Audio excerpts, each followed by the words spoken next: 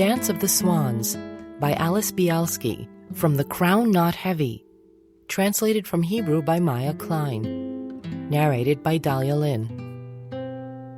We arranged to meet at the Bagration Underground station and walk to Gorbushka to see a Siberian punk band. Gromov explained how I would recognize him. I wear glasses, the bridge is held together by wire, and I have a beard. I wear glasses too, I cried joyfully. Sunglasses. And mine are broken too. You'll spot me right away. It was the honest truth. You couldn't miss me. I stood out in a crowd. When the rock and roll phase of my life began, one of the most important goals I set for myself was to fashion an image. Image determined everything. A black leather jacket, tight black jeans, combat boots, hair that said we have just been bombed, I tried to escape and used my head as the brakes. And dark sunglasses worn year-round were mandatory items for any self-respecting rocker. My pride and joy was a pair of black World War II motorcycle goggles, and here's the story behind them. After turning the house upside down in my quest for appropriate rocker attire, it was time to raid the apartments of grandmothers, aunts, and friends that were far from the rock and roll life, meaning anyone who agreed to hand over their useless old rags. Sophia, my paternal grandmother, had a fairly large storage place in her apartment. She once accidentally blurted out, and subsequently regretted mentioning, that she kept many of the spoils of war taken by grandfather Matvey from World War II. He was in the battle for Berlin, after all, I thought. There's bound to be plenty of worthy stuff there. And so I went. I climbed up to the storage place to the sound of Sophia's desperate cries coming from below. Countless diamonds sparkle in the stone caves. Indeed, I discovered a real treasure. Hats, caps, a wool coat, a white silk suit, and a military jacket a la Stalin. I can't even list all the items that I found. But the dark sunglasses were by far the most important discovery. They were the real glasses used by the German Mobile Infantry Corps, so big that they covered my eyes entirely, even from the sides, with extremely dark lenses. Those glasses were priceless. No one had anything like them, and they were cool as hell. When I wore them on the street, clad in black with the tips of my hair dark and pointy, the masses scattered. But disaster soon struck. The glasses slipped out of my hands and one of the lenses cracked. Devastated, I paid a visit to Marina and Gleb, my best friends and confidants, in order to part with the crazy cool that I didn't even have the chance to establish. We drank to the honor of their memory. Gleb thought a while, and then he took out a roll of white tape, the sticky kind that leaves traces of glue on your hands, and taped the cracked lens with 2 strips overlapping diagonally. While it admittedly impaired my vision, it also added a necessary element of danger and adventure to my image. Now, not only did everyone flee from me, they also gave up their seats on public transportation. No one argued with me. The ticket collectors on the underground and the cleaning ladies at the stores didn't yell at me. No one reprimanded me. The cops, on the other hand, were a different story altogether. They stopped me occasionally asking for ID. In those cases, I took off the glasses, whipped out my passport, and spoke to them in my intelligent, well-behaved girl from a good family voice, and they always let me go. Of course, it was an expression of conformism on my part, and some of my friends reproached me for it. What kind of a rebellion is that if you walk around with your ID and present your Moscow residency papers on demand? But what else should I do, besides getting a club to the head when asked for an ID? Nevertheless, despite my hardcore coolness, I felt I was lacking some detail that would make my outfit inimitable. The final brushstroke. For a long time, maybe a year or so, I collected Soviet-themed pins. My specialty was mainly Lenin. I had so many little Lenins. Flower Lenin, button Lenin, little Lenin on a hairpin, a beret with Lenin's tiny head on it, a triangular Lenin, a square Lenin, a diamond-shaped one, a ball, an endless array. Apart from the Lenins, I loved communist-themed medals. Those medals became my area of expertise. Of all of them, the Gagarins were the most awesome. They had a little sash with the words, "The world's first cosmonaut" on it, and a smiling Gagarin in a space helmet swung on the medal. Perfect. I had at least 20 of those Gagarins. I couldn't help myself. I bought every single one in the shop.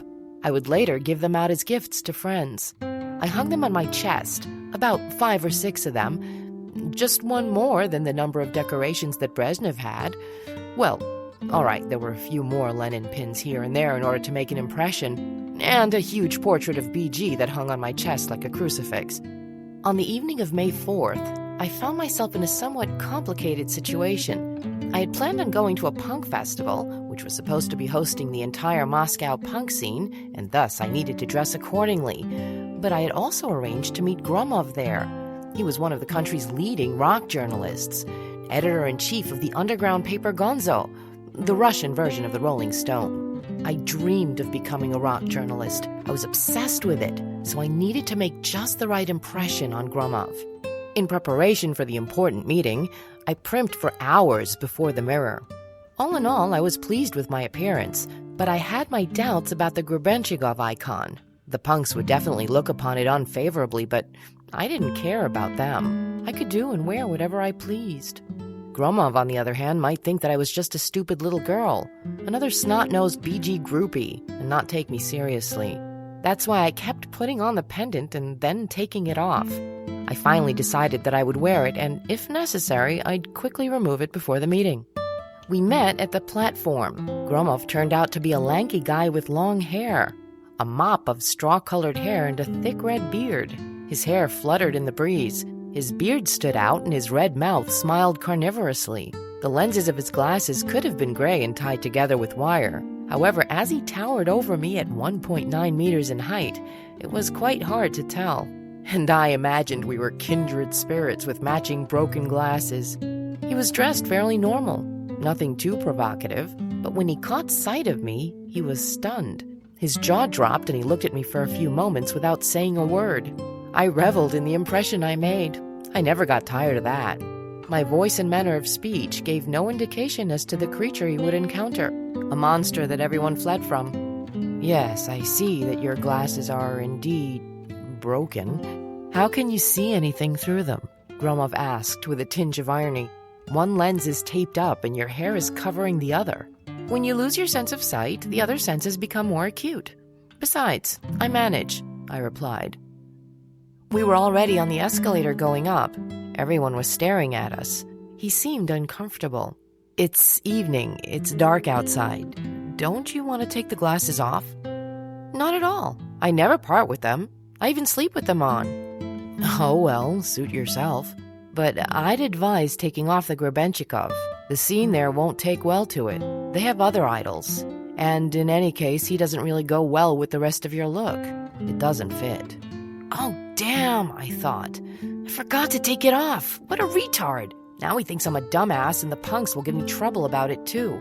But I didn't want to show weakness, and so BG remained on my neck like an albatross. The punks gathered at the entrance to Gorbishka. They were the real heavy ones. Colorful mohawks, tattoos, piercings, and their image. They managed to pull it off, and in the heart of Soviet Russia, no less. I don't know how they even got there. Usually if someone wore ripped jeans and had a mohawk, the pigs pulled him out of the crowd and dragged him to the police station, where he got the shit beaten out of him and was thrown in a holding cell. We arrived early since Gromov was one of the festival organizers and immediately headed backstage. I felt as if I had leaped through time and space and suddenly found myself in London circa 1977. The musicians, long-haired or sporting shaved heads, wearing jeans and leather, heavily pierced, and all of them drunk with guitars, keyboards, and microphones, flowed from one dressing room to another. There were lots of women around, mere girls and older ones too, wearing makeup, perfume, and with an air of passion to them. Gromov introduced me around. May I present Alicia White Swan, a budding journalist. He leaned over and whispered in my ear with a smug smile. I think that's much better. You need a pseudonym that sticks. Besides, blanc in Russian means white. It suits you. I looked at him astonished. I didn't know what he was thinking. I didn't resemble a white swan in the least. But I didn't hold Gromov's interest for long. A tall, rail-thin man of about 25 with long black hair distracted him. Oh, it's our graphic designer. I need him desperately. Sasha, wait up! And with that, my companion vanished from sight. I stayed at the same spot for a while, until I realized that Gromov must have gone to attend to his duties as a producer of the event, and I would have to get by on my own. The Siberian bands were doing their best, but they played badly and their lyrics were hard to decipher. The decibel and testosterone levels, on the other hand, soared, and the curse-laden tirade that tumbled from the stage in an ongoing flow planted joy in our hearts frozen by the Soviet winter. Up by the stage, some punks loaded on beer were kicking ass for the life of them. After the concert, I stood shyly at the exit and didn't know what to do. Should I walk to the underground alone, wait for Gromov, or look for him backstage? That's when he suddenly popped up behind me. "So what did you think?" he asked. "They're amateurish. They don't know how to play properly and most of their lyrics are totally stupid," I answered, carefully weighing my words. "I'm a rock journalist after all, even if I'm only starting out. And besides, you know their big hit, At Grandma's? Oh, Granny, you're so hot, you roll out the cookie dough and go down to blow? That's ridiculous. You don't say that. It's either she goes down on you or she blows you." My God! This is the Soviet Union in 1988, the kingdom of Puritan hypocrisy. I'm 18 and still a virgin. I've never uttered those words in my entire life. But here I am, casually discussing oral sex with a practical stranger who must be 10 years older than me. However, I seem to have impressed him with my sophistication and nonchalance, because I spotted him eyeing me curiously. Yeah, they screwed up a little with the language part, but they're punks after all. The main thing is their expressive power. Do you like punk music? What do you listen to anyhow? Apart from Aquarium, of course. Aquarium isn't my favorite band at all. It's the Sounds of Moo. Petya is a genius. I saw all their gigs this year. So why don't you hang a Mamonov instead of the Grebenchikov on your neck? First of all, I don't have a photo of Mamonov, and in any case, no one knows who he is. BG, on the other hand, is famous, and that's why everyone gets so mad when they see him. And if I had a Mamonov on my neck, they would start asking questions like, "Who is that guy?" Get it? The entire effect would be lost. Gromov burst out laughing. Effect? You're just a silly teenager screaming and peeing your pants at the sight of your idol. You really go crazy over Grebenchikov or Tsoi. You don't get it. Tsoi is... Sure, I don't get it. It's my balls that get in the way. He has a strong sex appeal and that works on your ovaries, or wherever your hormones are formed.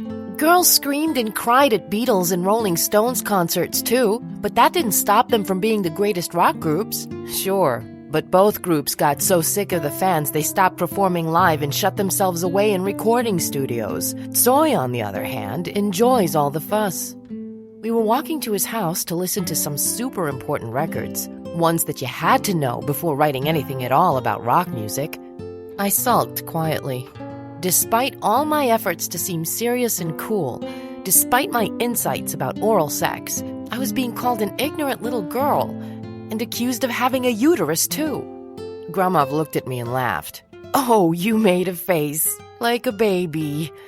Let's take off these glasses, shall we? My dad is home. He's a professor, lectures on antique aesthetics. He could get frightened." He leaned over and took my glasses off, brushing the hair out of my face. A light breeze from the fields, freshness. He bent down to me and inhaled deeply. Wait, what's that scent? Wildflowers. How did Bunin put it?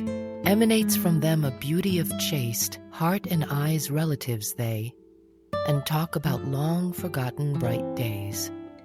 Professor Dad wasn't in the least surprised that his son brought a strange girl home in the middle of the night.